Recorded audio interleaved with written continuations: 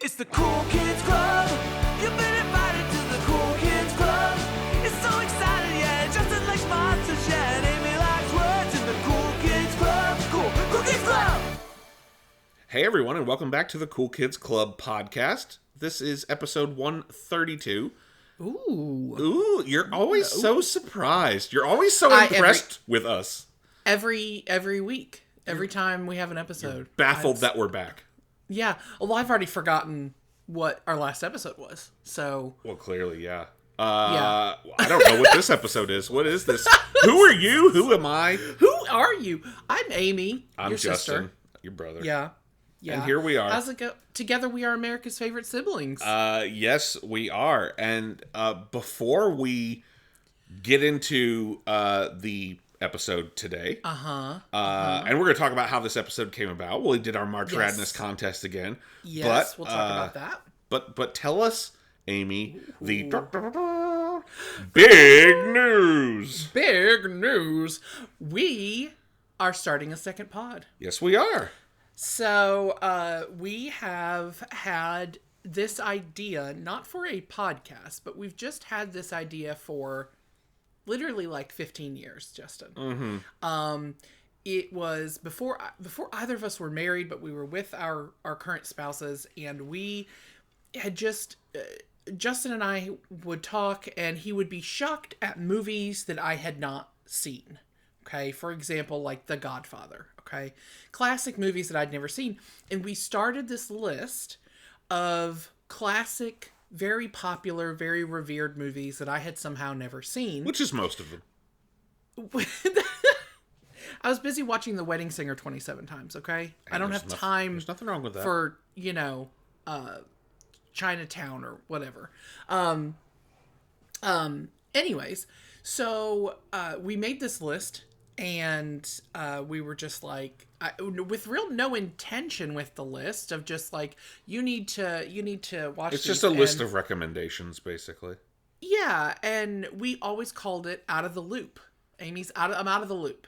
Mm-hmm. And we'd had an idea to make it into a podcast a couple years ago, and it was just kind of an idea, and it came and went. And what was it going to be called? Amy and Loop Now, yes. Amy? That's an April joke. It is. Amy and Loop Now, yes. Yeah. We decided to simplify the title a little bit. That's correct. It might be slightly more palatable. And expand kind of the what we're doing with it. So, essentially, the beginning of the year, I reached out to Justin. I said, hey, what if we, I don't know why I have this feeling like I think this would be fun. Maybe we should really do it. Make a second podcast. Maybe it's only once a month, and this is the concept. So that's we're doing it, guys. We're doing Out of the Loop. If you've not already gone and followed us on Instagram, Justin, what's our Instagram? Oh gosh, it is OOTL Pa or something. Oh boy. Oh boy. Oh boy, that's not it. Sorry, he was not ready for that. No, I was not ready. It's OOTL as in Out of the Loop. OOTL pod. Yep. Okay, on that's Instagram. What I thought. So go follow us on Instagram. Threads? Are we on Threads yet? Well, we are on Instagram, so I assume there's a Threads, but I don't know. Yeah. I don't go on Threads. I love Threads. Threads is my replacement for Twitter. I mean, that's exactly what it is. But anyway, my replacement for Twitter was touching grass, Amy. That's not working for me. It's not working. So anyway, we've got a second pod in the works. It's called Out of the Loop. This is a movie podcast, and instead of just movies that I've never seen, because I mean, that's kind of boring, right? It's to be very one-sided. It would just, every episode would be, Amy hasn't seen this movie, and Justin's going to school her on it. Mm-hmm. So we decided it would be more fun if we each had a list of movies that we have never seen. Now, Justin, you are more of a film buff than I am. So you've seen a lot of these, we'll say classic, films, these films. The films.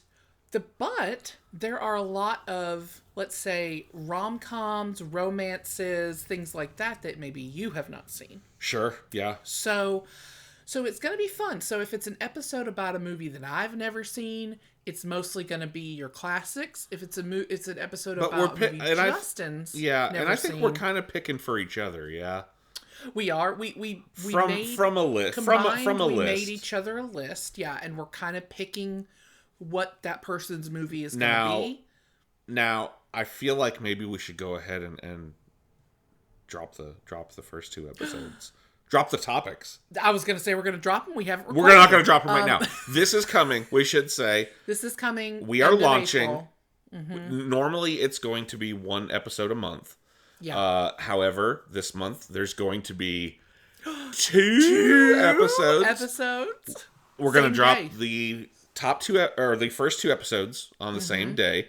Amy, why are we doing that? Because one of us needs to be out of the loop, and one of us, and then the other needs to be out of the loop, and I wanted to do the 2 joke. The 2. Well, sure. Yeah. Sure. So our first 2 episodes are going to be Rocky. Yep. For me, and Legally Blonde for Justin. Yep. So both equally culturally important. Yes. For different reasons. So yeah, that's going to be our first 2 episodes. We'll announce that on social media soon. So the real ones who listen to the episode on the day it comes out, you're going to know before. You got the insider info. Yeah, you got the insider info, as you always do. So yeah, we're very excited for Out of the Loop. We'll still be doing Cool Kids Club twice a month or every 2 weeks, and then once a month we'll have an Out of the Loop. And we'll go back and forth being out of the loop. So yeah, we're really excited for the second pod. We hope you guys enjoy it. It will obviously be very similar to, it's just the 2 of us. So if you, God help you, like listening to us, then it's going to be more of that. Just more of this. But structure-wise, it'll be like a little bit more movie focused, you know? So it's I should hope so. Clubs. It's like our movie clubs, but less us going through every scene that we liked, which tends to be our movie clubs. But yeah, so we're really excited about that. But that's coming at the end of April. But what are we talking about today, and how did this come about? Tell us about March Radness. March Radness is our annual bracket that we do in the month of March to determine what our... so we are... coming up actually next week or in 2 weeks. I don't know. Very soon on 5 years that we've been doing the podcast. Yep. And so for our anniversary episode, that's just sort of an excuse. We do a bracket with some different topics that we go to Instagram and we ask you guys to vote. And we do it through the month of March. And so today's episode is the winner of this year's March Radness tournament. And I am so friggin' excited to talk about Pee-wee's Playhouse. Now we've done a lot of Pee-wee talk on this pod. We've done some Pee-wee talk, yeah. Well, we covered the movie. We did Pee-wee's Big Adventure, and we've talked about the Christmas special. Yeah. So we have been to the Playhouse. We have met Pee-wee. However... it was very specific context. We have never talked just about the show Pee-wee's Playhouse. Yeah, and this was, this in the movie, these were, like, as early as I can remember. Like, very maybe this is what made... because I feel like you've got normies and you've got weirds, right? And you and I are weirds. Sure. And we can all like each other and get along, but some people are normies and some are weirds. Yeah. To some extent. Yeah. And maybe this, I feel like... is this what made us weird? This might have made us weirds from early on. Because I know, I was into Pee-wee. Our dad was into Pee-wee, so therefore we definitely were. Our mom liked Pee-wee. Our mom liked Pee-wee. Yeah, everybody liked Pee-wee in our household. Everybody did. And I remember the shirts we used to have? I was just about to say, can we... get Mom to send us the picture that she has hanging in her house of us, like a professional. We went to JCPenney's, to have photos done. Yeah. And Justin and I... hard-earned money was spent on those pictures. Yes. And what are Justin and I wearing? Not matching, but, they're both Pee-wee's Playhouse t-shirts. I'm going to take the kids down for spring pictures. We're They're gonna- having their Sunday you know, best. their Sunday best Pee-wee shirts. And I mean, Justin, I was probably like not even 3. Yeah. Like, I feel like we were watching Pee-wee before I have memories. Right, yeah. Truly. No, really, Truly. yeah. I clearly was, because I'm like, I don't remember those pictures being taken, and I was clearly already watching Pee-wee. Yeah. So, like, like I was very young. And I think this is what made us weird. It's what made me love colorful maximalism. Oh my God. You know, I think it's just The like, sets. I'm like, And things we'll can't get be there, simple. we'll get there, We'll get there. Give me all kinds of shapes and angles and patterns and Yes. bright variety of colors. A lot of stuff going on. That's what the lot of inside stuff of my going brain on. looks like. Yes, it's very Pee-wee's Playhouse in there. Yeah, and I think this really this would have it was not a Nickelodeon show, but I think had it come later, like there's just something about it that I think it paved the way for a lot of the because like the weirder Nickelodeon stuff that we loved. Yeah. Yeah, I agree. Yeah. Well, Justin, do you want to talk a little bit about Pee-wee Herman himself, Paul Reubens, Right. and Well, how we that won't- kind of came to be, and how did Pee-wee's Playhouse come to be? Yeah, and we won't spend a ton of time talking about it, as Sure. we've done a whole episode on Pee-wee's Big Adventure. I looked it up. That was episode 26. Oh my God. Over 100 episodes ago. So that was probably in like our first year. Yeah, probably, yeah. Wow. So episode 26, that's at Pee-wee's Big Adventure.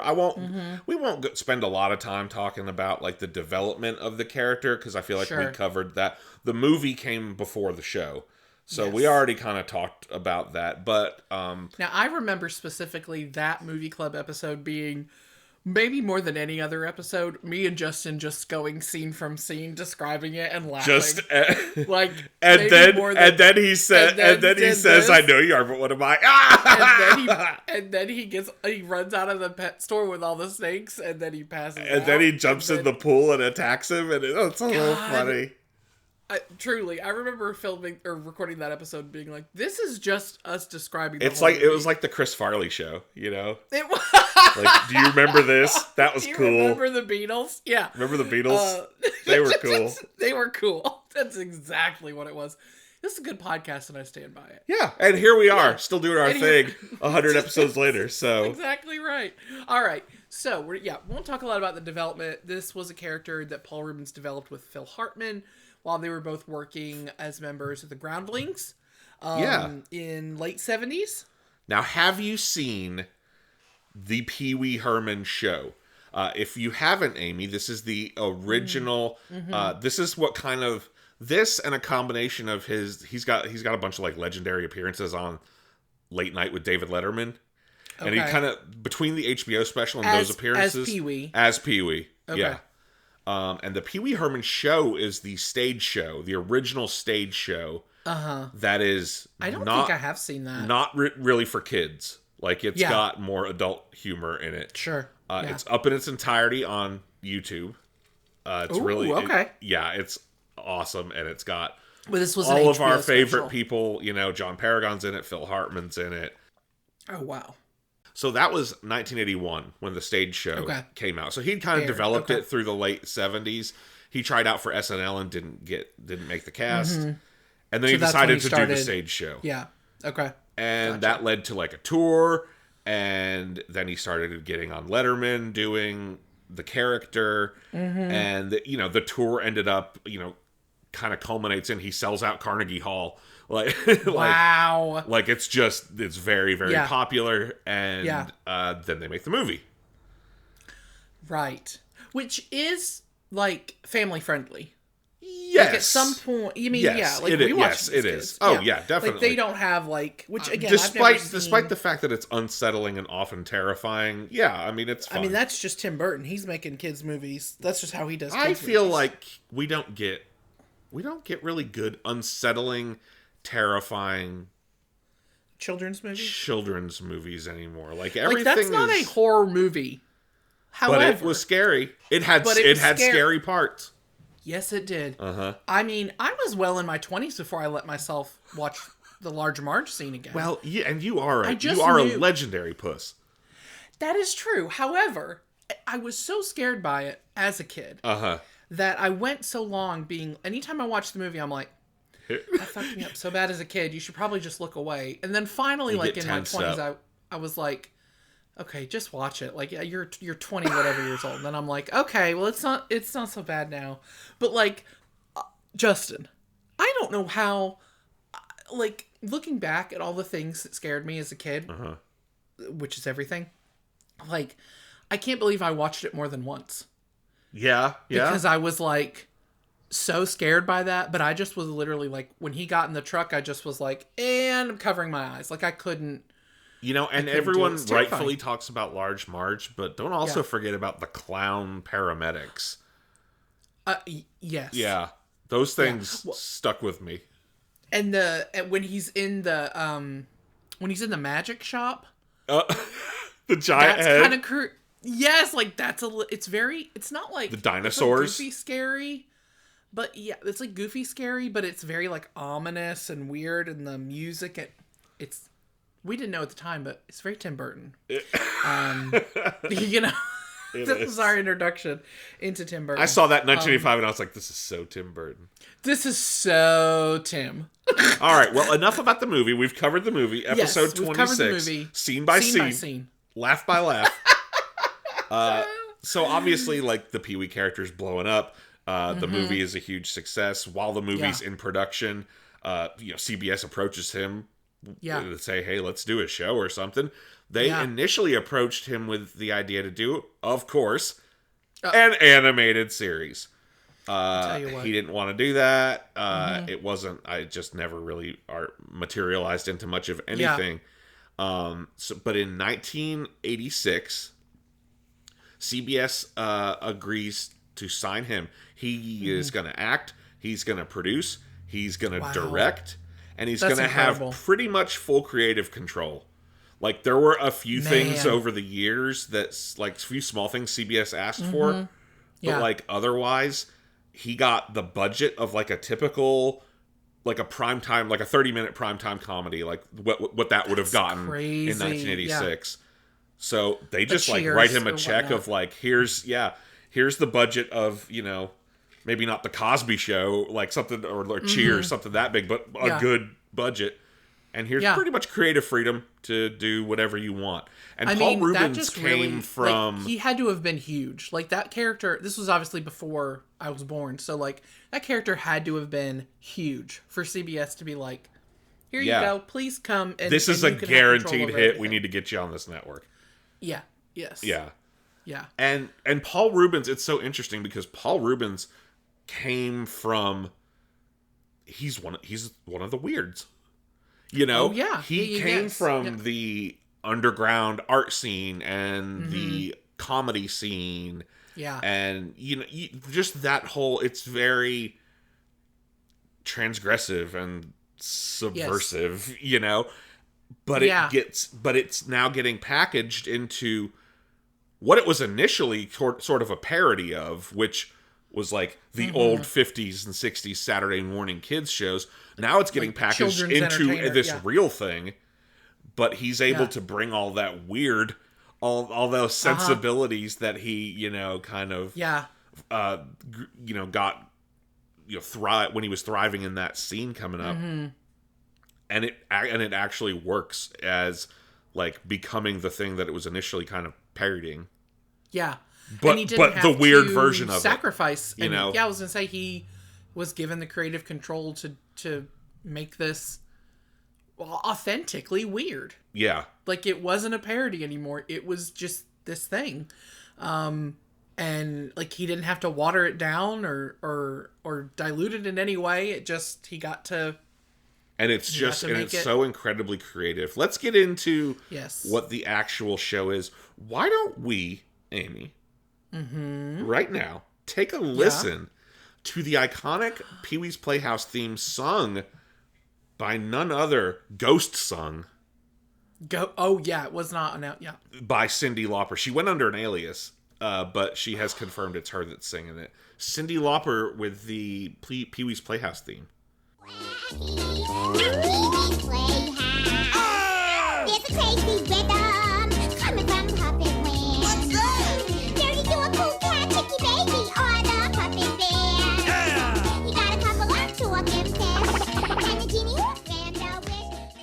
God damn, what a wonder. Right? Also, yeah, how did we not I mean, she sounds just like Cyndi Lauper, but Yeah, I mean, past it. Yeah. Yeah. It's clearly Cyndi Lauper. clearly. Oh, the weirds. Oh my god! And so, Cyndi Lauper's like queen of the weirds, by the way. so describe the intro that we just heard. Some of is sort of introducing the whole concept of the show. Pee-wee lives in this magical playhouse in Puppetland.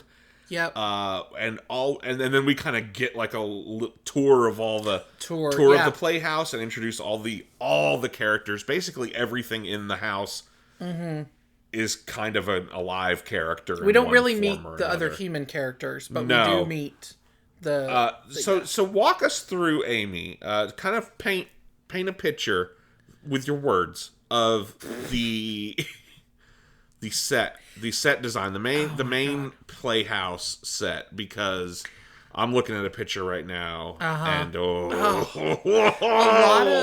lot of patterns, mixing. Yep. A lot of textures, just a lot of color. It's a lot of, every wall is different. Even in a wall, there's like I'm looking at a wall where the main door is, and it's like 3 different patterns, and everything's like askew. There's no right angles here. You know what I'm saying? Like, everything's weird. Everything's weird. A little that door that's like padded, the red padded door with the circle, and then it's the like little portal window. Jagged on what? Who designed this set? Well, he did. I mean, him and his people did. Yeah, that's really incredible. It's incredible. The big like clock on the floor. Yeah. Like, and the map of the U.S. and Cherry and oh my God, Cherry and Terry. So the premise of Pee-wee's Playhouse, like we said, is he's basically just hanging out in the playhouse with all of his anthropomorphic friends and his human friends who all sort of stop by for various reasons. One of, I think, the coolest things about Pee-wee's Playhouse is the mixture of it's so incredibly creative because it's a mixture of all different kinds of things. It's primarily live action, but there's puppetry, there's musical performances, there's claymation, there's definitely claymation. Yeah. There's We're not doing enough claymation. I mean, I know we have like we've run this into the ground, but I'm fine going back to it. Yeah. Let's circle back. As a country, as a society, we have left claymation in the dust, and I for one would like to formally propose that we go pick that back up, because that's where we lost our whimsy. A claymonaissance, if you will. Yeah. That's where we lost our whimsy, is when we stopped doing claymation. When we stopped anthropomorphizing our raisins. Because when you think about it, you know what? They were even doing it up through the very early 2000s with, like, Celebrity Deathmatch. Yeah. That, And what happened in the early 2000s? That's what I was thinking. I mean, we joke about that, but that really isn't. It really is true. Everything, that has been the end of society. Anyway, claymation. We should bring it back. Claymation. And Pee-wee's Playhouse had it. Cartoons, obviously, traditionally animated. Then they would screen, like, old cartoons. Every episode is basically, there's recurring gags. There's a theme of each episode. Some kind of device. Yeah. There's always the secret word. That's usually given by Conky, the robot. Conky. Who's made up of... I don't remember names very well. Yeah, well, Conky. I've got pictures of all of these characters to refresh your memory as we sort of go through here. But yeah, it's usually, it's something sends Pee-wee into some mission or in a tizzy about something. Yeah. And then he's very easy to tiz. He's a small child. Basically, that's the Pee-wee character is like essentially a small child. He has the emotional intelligence of like a 6-year-old. Yeah, absolutely. Yeah.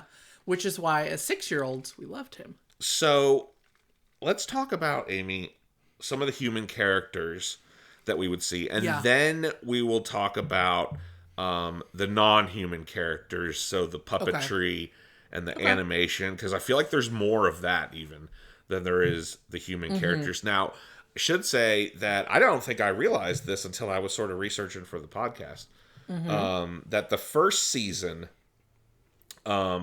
is sort of different than the others because it was filmed on this set in New York, and it has like there's a lot of characters and stuff that happened in the first season that never happens again, or you don't ever see again. Not all of it, but how long did this show go? Like how many years? So it started in 86 and went to 90. So it aired for 5 seasons and 45 episodes, and that was very much like they negotiated the end of it. Like Paul Rubens on CBS were like, we're gonna end with this.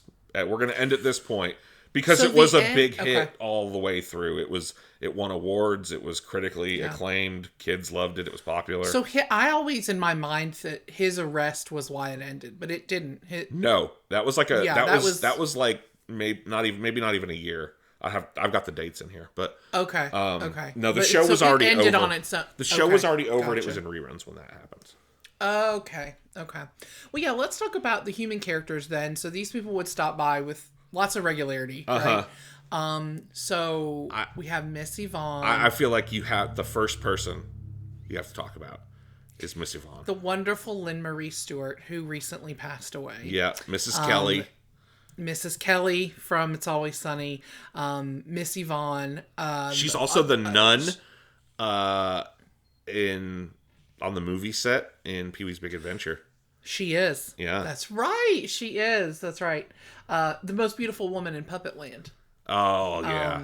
And, like, I didn't, like, as a man, now I'm like, yeah, Miss Yvonne. Like, as a kid, you weren't. I mean, I might have not been aware of it. I was very, very young, but now I'm like, Miss Yvonne can get it. Like, it's got it going on. She's got it going on. She's got it going, Yvonne. And she's definitely, like, even in the, like, the Miss Yvonne character is kind of, you know, more innuendo and stuff in the original incarnation, like the stage show. Down a little but bit. Even on the special, like, and I think that's why, like, you know, it had humor that adults, you know, the kind of they'll put humor in that it's going to go over the kids' heads, but the adults will appreciate it. They did a lot of that with Miss Yvonne. They do that today. Like, that, I mean, sure. you go see a kids movie and you're like, oh, I pick up on all kinds of stuff. Miss Yvonne's she was always flirting with Pee-wee. She basically flirted with any of the male characters. But she had a thing for Pee-wee. Well, she definitely had a little thing for Pee-wee. Yeah, she's the most beautiful woman in Puppetland. She's always talking about, she's got the big, like, 50s bouffant hairstyle. She looks like, you know, she's from, like, Mad Men or something. Again, it's because we're kind of parodying 50s. It's very 50s. 60s Saturday morning shows. Because in the 80s, there was they got obsessed with the 50s. Nostalgia Inception. Yet another theme of ours. Mm-hmm. That's right. The wonderful Phil Hartman would come in and play Captain Carl. Yes. Who was this, like, gritty sea captain. Yes. And he comes in. He'll sail in every now and then and show Pee-wee things from the ocean. I was shocked because I remember Captain Carl very well. Yeah. And I was shocked to learn. Shocked, I say, Amy. That's shocking. To learn that Captain Carl is only in 6 episodes and they're all in that first season. What? That can't be right. Only 6 episodes. That's fake news. That's fake news. Reba the Mail Lady is another one. She's sort of your straight man. You know, she's just no nonsense. Like, I don't understand what's happening in this wacky house. It's kind of rude to her that Yvonne's, like, the most beautiful. Like, she's known for being the most beautiful woman in Puppetland because, like, Reba's right. Well, we don't know that Reba lives there. She just delivers the mail there.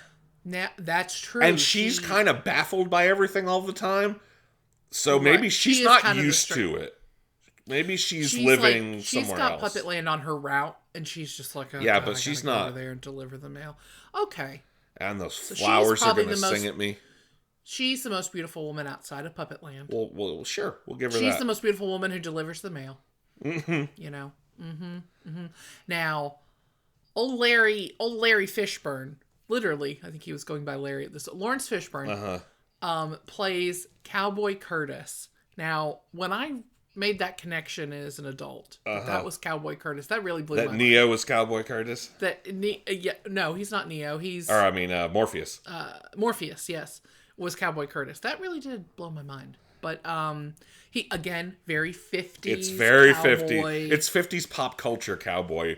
It's like Marty McFly in Back to the Future 3, like with like a pink shirt with fringe and like Yes. He's Orville Peck. Essentially. yeah, pretty much. It's Orville Pretty Peck much. without the mask. And a mullet. A beautiful, beautiful mullet. Oh yeah, and it's like a Jerry curl mullet too. Yeah. Mm-hmm. Like Let your soul like glow. it is his mane of hair. Yeah. Is something. I mean, he's bald now and has been. I don't think imagine rightfully it's his bald. real hair, but maybe You don't think? I think that was his real hair. it's so long. Yeah. Yeah. I don't know. Maybe. I mean, I imagine he started shaving his head because he was losing hair.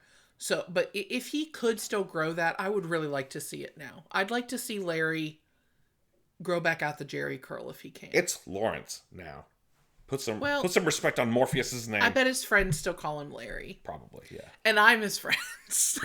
So, I'm as close. Justin, personal what about the friend. King of Cartoons? I always loved when the King of Cartoons showed up. I Yeah. think of the King of Cartoons as William H. Marshall, but he was played by another man, Gilbert Lewis, in the first season. And the King of Cartoons is the King of Cartoons. That pretty much sums it up. He's the King of Cartoonland, and he shows up Adjacent to Puppetland. adjacent to Puppetland, and he shows up and is like, I'm going to share my cartoons with the puppets. And then they would show, usually not even a whole, it'd be like a scene or two from some like public domain, Yep. like golden age of animation, cartoon. And that, it was, again, it would move so quickly. We talked about, when we recently, we talked about Sesame Street and all that, and how like things move so fast.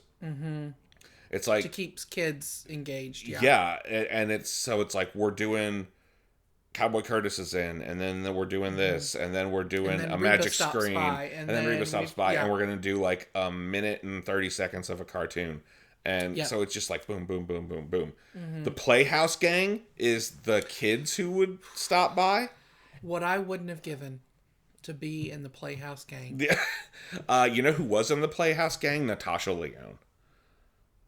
Oh, I love her. Yeah, that was her first acting role. Is she's one of the kids in the Playhouse gang. Scott has a big thing for Natasha Lyonne. Well, any red-blooded girlfriend. American man has Natasha Lyonne. Yeah. Great head of hair on that lady. Got a great head of hair. That's very funny. That was her first acting role. Yep. Yeah, I love the Playhouse gang. Would have loved to have been. Some people wanted to be in Barney. No, not me. Not you. Playhouse gang. Playhouse gang all the way. So All the way. that's sort of the major human characters. I mean, there are some others who appear now, here and there. Jambi, he's like somewhere in between. 'Cause Jambi's he's not. part man, part puppet. Tell us about Well, he's a Jambi, head. because Jambi is to me a highlight. The wonderful Yes. John Paragon, who has also passed away. God, Jesus, is everybody on the show dead? Yeah, Well, not Larry Fishburne. Not Larry Fishburne. I don't know about Reba. I'll just have to look. I don't even want to know. Oh God, Jambi is like a disembodied genie head. And he lives in this jeweled box, and Pee-wee would open it up, and we used to say this all the time. He as says, say kids. the magic phrase to grant your wish. He's going to grant is- Pee-wee a wish every episode, and you got to say, Mecca hi, Mecca hiney ho. Or you got to really say, Mecca hi, Mecca hiney ho. You got to make a whole thing of it. You can't just say it. You can't just say no. You got to put some oomph on it. You got to put some mustard on that. I loved Jambi. Loved Did Jambi. you? Love Jambi. When he was one of the original, like he's from the stage show. I believe the Captain Carl is too. No, Jambi is honestly one of the first things I think of when I think of Pee-wee's Playhouse. Yes, it was me too. always a highlight, and our Yeah. dad would always get excited to say "Mecca lecca hi, Mecca hiney Hi, ho," Mecca Hiney Ho. Yes. because it sounds like a butt. It does. It sounds like Heiny, you're talking about a butt because it's got and the word our dad Heiny. loved butt humor. potty humor, butt jokes. There you go. All the way. Our dad was a peewee. He was a big kid. He was a weird. He was weird, for sure. Yeah. Dad was a weird that was like disguised as a normie. Like he had normie stuff he was into, but at his heart he was a weird. I think he was just a weird. You think? Okay. Yeah. Yeah. Tell us about the Playhouse is like sentient, right? It's alive. Everything basically in it is alive. Yeah. So let's go through. You take me through some of these real quick because these are honestly for me. Like I like the human characters. I like when Cowboy Curtis shows up and stuff. I miss Yvonne, obviously. But really, like I was really always into the furniture, the food in the fridge. You know, the things that make up the Playhouse. Well, probably the most popular is Cherry, which is a chair. Specifically a big, like, tealy green armchair with eyes and then a mouth between the seat cushions. And it flops. And it just flops. It just flaps. Yeah. So Cherry was in quite a bit, and whenever Pee-wee would sit down on Cherry, she would like hug him. She would give him a hug. Yeah, which is so cute. I love Cherry. You got Mr. Window, which he would like introduce. Mr. Window, he's a yellow window frame, and the window moves like a mouth. And he sort of introduces the characters. He's gonna be like, he's the Don Pardo. He announces as everyone shows up. Yes, very much so. Clocky, which is the big like clock that looks like the map of the U.S. Shape of the map of the U.S. Red, yeah. Globy. Globy was always a favorite of mine. Maybe that's why I've always wanted a big stand-up. I've always wanted a big giant globe it comes to life that sits on the floor, And I think it's maybe because you can just sit and just spin with abandon. And Globy was kind of the brains of he was the smartest one, I think. In the Playhouse, because he was kind of the certainly very good with geography, certainly, but also with history and he was French, so that makes him smart. Okay, Conky 2000. Now this is the robot that is made up. That always does the secret word. Now we kind of touched on the secret word earlier. What is the deal with the secret word, Amy? Conky's going to give Pee-wee the secret word at the beginning. He's going to give Pee-wee the secret word, and anytime in the episode anyone says the secret word, we are all supposed to everything in the house. Yeah, the window, the chair, everything's. It's very Evil Dead 2, with like the deer head on the wall laughing. It is. But whimsical. But much more whimsical, yeah. Not so scary. Although really there's nothing much scary about Evil Dead 2. But anyway. Loved Conky.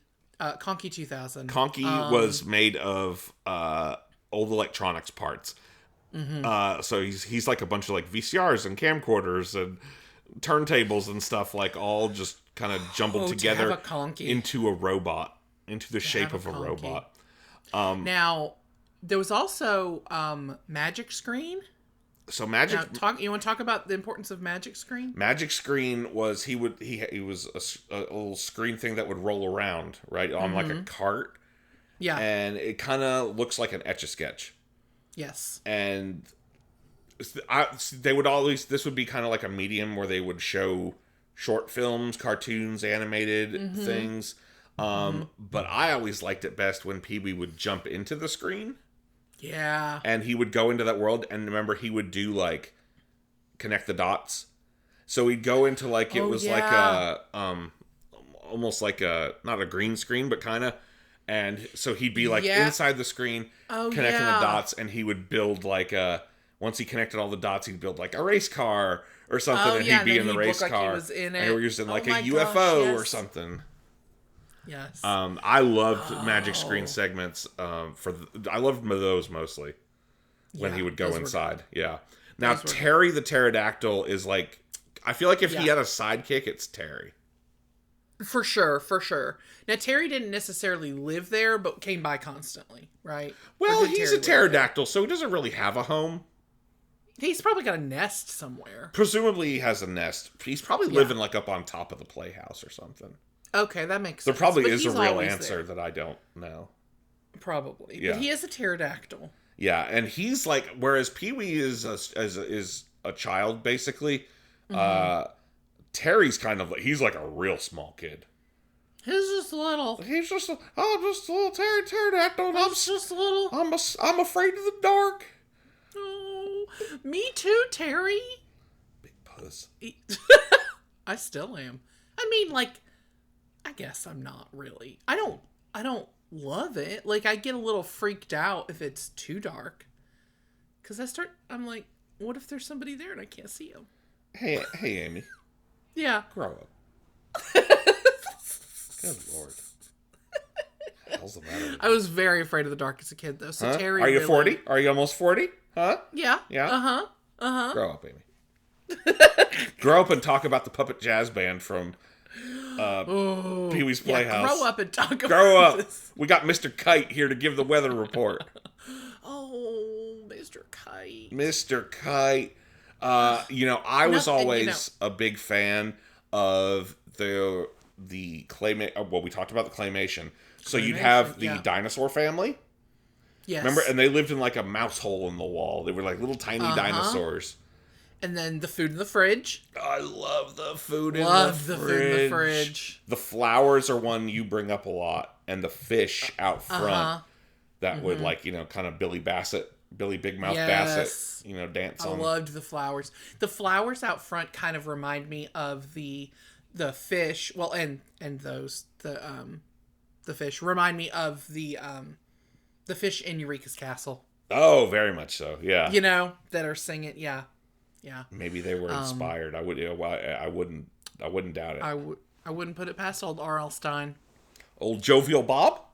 Jovial Bob. Yeah. And yeah, the little puppet jazz band. Yeah. So cute. Ugh. So cute. So yeah, this was, just the stimuli everywhere in Pee-wee's Playhouse. Like there was just I could see this being a sensory nightmare for some people. 100%. It would be a sensory nightmare for me now. You think so? Oh yeah. Have you watched it I recently? don't know. No, I meant if I was there. Like if I went in, You were in the Playhouse. If I was like, if I'm like the mail lady, right? I would be like the mail lady.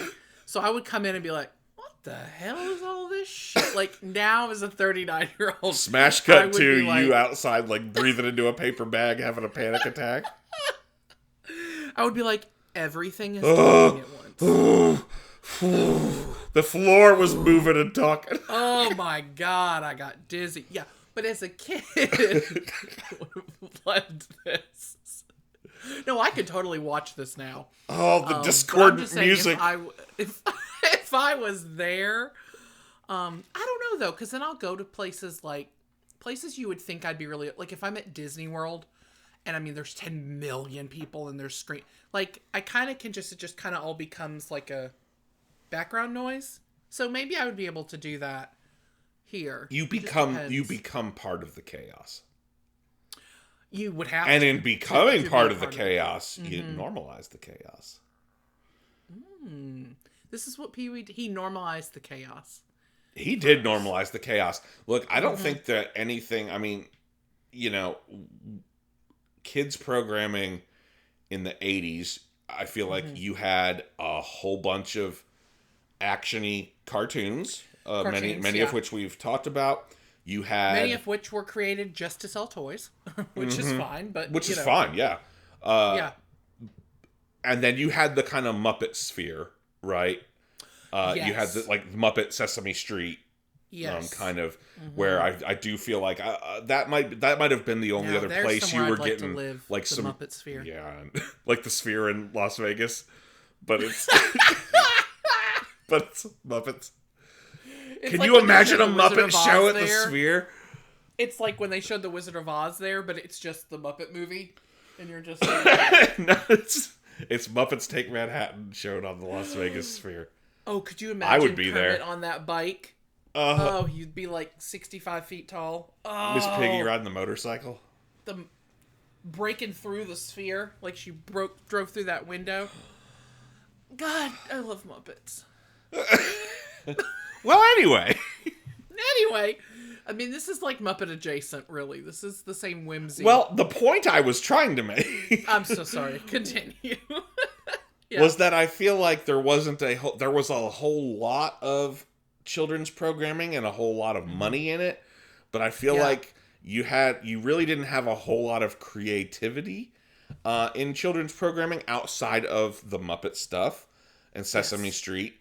And this was very, again, like all the things that sort of Paul Rubens, came up through these scenes of underground art and punk rock and Yes. improv comedy. This was really like subversive stuff. Like this really was. It's very surrealist. It's very loud and manic. It's not Sesame Street, Right. Which is wonderful and creative in its own right. It's just very different than this. Yeah. Yeah, like the tone is very, very different. And I really do, and because it was successful from the beginning, and I mean there would have been, there were more incarnations of Pee-wee later, but Yeah. what happened with him at the year after the show ended really just kind of killed his career and killed Yeah. everything for a long time. But it was an extremely well-regarded show. It's still a well-regarded show. It won 15 or 16 Emmy Awards. I know. It's phenomenal. And I think it inspired an entire generation of creatives and weirds. Of which there's a lot of crossover. That Venn diagram's like I'm a circle. Weird that I wish I could be more creative. I don't have the creativity that I would like, but I am a weird. I'll give you that. I appreciate the creativity. I'm just not good at creating it myself. No, you don't give yourself enough credit. But well, thank you. But I think there was a lot of, you look at the height of 90s Nickelodeon, and the whole. And a part of that was MTV also, because they were kind of bringing an MTV aesthetic to children's programming. Yes. But you cannot deny that Pee-wee's Playhouse was... I was going to say, but I feel like Pee-wee's Playhouse was kind of that. Pee-wee's Playhouse was MTV-esque. For little kids, yes. It was. There was absolutely nothing else like Pee-wee's Playhouse. And the only way I can describe it is there were no right angles. Like I said earlier, it's like, there's just something about, like, everything's off kilter. Everything's literally and metaphorically. Yes. Yeah, everything's colorful. We don't have colors anymore. No, we're all bland and depressed. Everything's... This podcast has some color. Look at them colors. Look at them colors. Well, we've mentioned this before, and I'm sure everybody listening knows that in July of 1991, Paul Rubens was arrested. He was jacking it. He was jerking his penises in a adult movie theater with probably everybody else who was also jerking their penises. Please stop saying that. He was the only one who was a children's entertainer, so... Yeah, well, and that's the thing. The show was over, and it was in reruns, which were very, very successful, and they immediately pulled all the reruns, and he was persona non grata. For years. For years, yeah. And as we discussed before, we really felt like that was... at the time, we didn't think anything of... but now we can look back and be like, that was incredibly unfair. Oh, yeah. And ridiculous. So... should he have done it? No. But, had he not been a children's specific entertainer, I wonder, like, if he was... And just the image of his mugshot being splayed all over the news. And, And I think it immediately made him like, oh, he's a pervert or like a molester. Just Well, 'cause and I think there was it's always like, no. Pee-wee's very effeminate too, and there was always kind of like Yep. Pee-wee equals gay ? And so I think that Which sort of Paul always Rubens and Paul never Rubens. I mean, came out in his life, but in his it's probably documentary, he was. in the documentary about him that we'll talk about that came out last year, I think. He did come out in that, but of course that came out. Excuse me, that came out posthumously. So, what you're right. It was always kind of like, is he gay? And so of course it's like all you need is one thing like this to. Oh, he's gay, and he is. Yeah, it just didn't. Yeah. I mean, it's like if he had been just like a serious actor who'd been in, like, I wonder if the effect would have been as bad. But it's like, because he's a children's entertainer, then it's like, oh, yeah, he's. I think it was actor. absolutely that. I like, think if he was, like an actor in serious movies at the time, it would have affected his career. But it would have blown over eventually. I think so. Yeah, and it did, but it took a long time. Took a very long time. And I'm glad that we did get to have like kind of the Pee-wee comeback in the years before the Pee-Wanaissance. In the years before Paul Rubens passed. We did. We got the big stage show return. We got a third movie. We don't really talk about Big Top Pee-wee because it's not good. I've never seen it. That's the worst Pee-wee content. Now, Jessie, my best friend, loves Big Top Pee-wee. She's wrong. All right, you can talk to her about it. I will. We're going to have a conversation. We did have, Pee-wee's Big Holiday, which was with Joe Manganiello, right? The Netflix movie. Which was delightful, and I loved it. I actually haven't seen that either. Are you serious? Amy out of loop? I know. Amy out of loop on Pee-wee's Big Holiday? Amy, watch it right now. It's wonderful. Oh, okay. Now! There's I think a 2-part documentary series, Pee-wee as himself, that came out in 2025, and that talks a lot about Paul Rubens, of course, but just this character of Pee-wee, and chronicles kind of the whole run of that Pee-wee character and how influential that was. And like I just said, that did come out posthumously because Paul Rubens passed away in July of 2023, very sadly. And that was tough because as a weird who grew up in this time, Pee-wee and Paul Rubens were like, I mean, it was very influential for us as kids. Oh, yeah.